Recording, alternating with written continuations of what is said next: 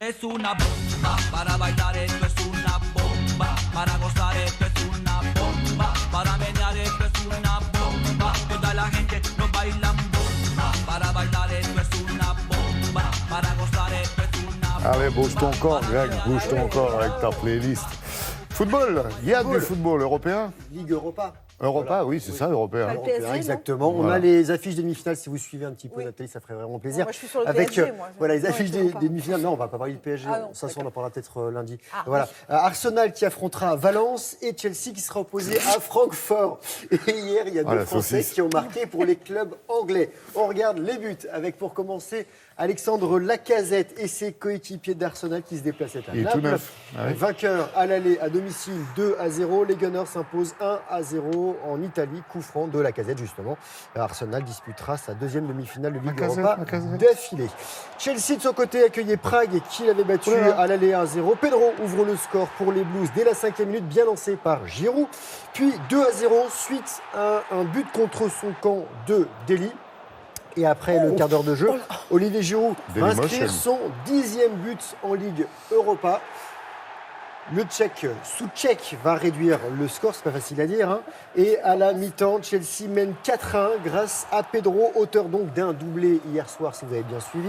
Ouais. Et en deuxième période, c'est Setchik qui lui marque deux Il y a du fois monde par pour terre, le hein. Slavia Prague. Mais les Anglais donc s'imposent 4-3 et sont dans le dernier carré. La demi-finale, ce sera début mai. Voilà. Et côté tennis, les yeux sont tournés vers Monte-Carlo. Exactement, mais il n'y a plus de Français. Voilà, et Pierre Oui, Herbert, qui était le c'est pas un dernier. scoop.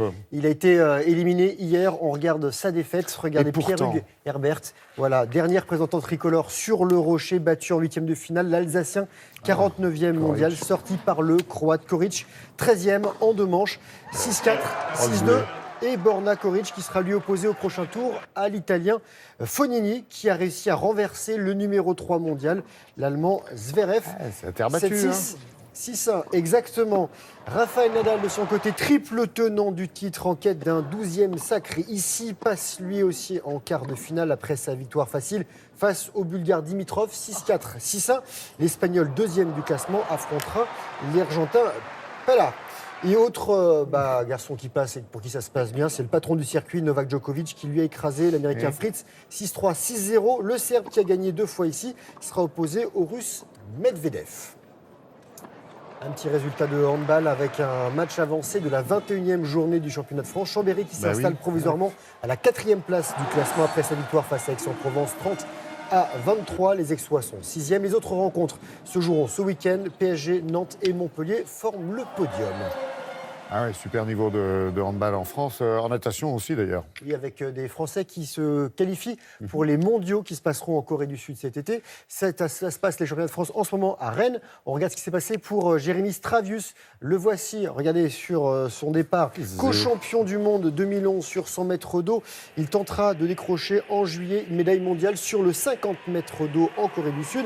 Hier, en Bretagne, il s'impose en 24 secondes 92. Et cette saison, il s'entraîne à Nice aux côtés de Charlotte Bonnet, qui elle aussi sera en Corée cet été, déjà qualifiée pour le 50 mètres nage libre.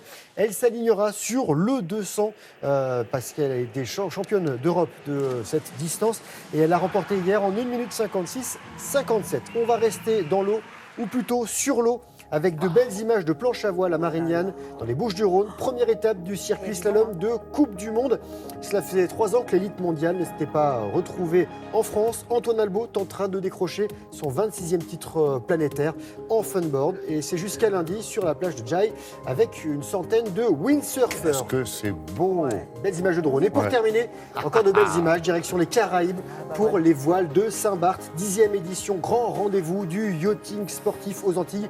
Météo idéale pour régater plus de 60 bateaux. Ultra performants, 1000 équipiers qui profitent des alizés. Et ça, cet événement, c'est jusqu'à demain. Si vous êtes dans le coin, parce que c'est pas tout près, mais on aimerait bien y aller. Non, et puis pour ceux qui sont loin, justement, il y a des télévisions comme Télématin qui vous offrent quelques secondes d'image. Ça fait du bien, et puis en même temps, c'est du sport, ça aussi. Merci Greg, merci beaucoup.